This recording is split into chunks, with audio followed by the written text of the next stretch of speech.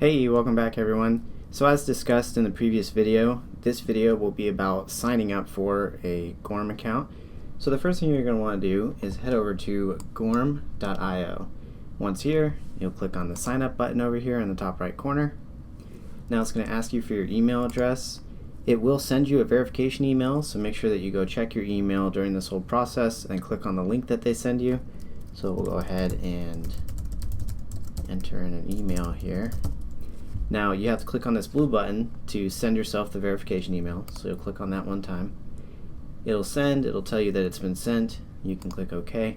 At this point you'll want to head over there to your email and click on the link that they send you and then come back to this page.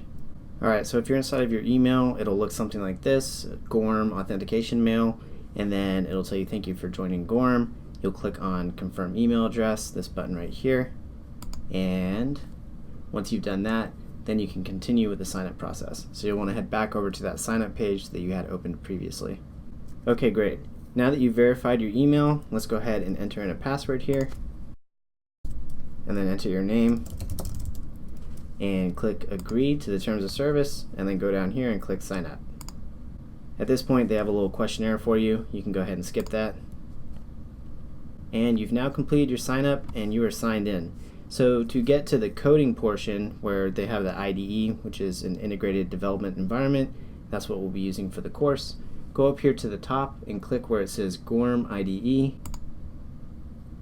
And now, once you're here, ide.gorm.io, you can go to dashboard. Great. Now you're inside your dashboard and you're ready to create a new container. That's it for this video. In the next video, we'll come back and create our first container. Thanks a lot, and we'll see you then.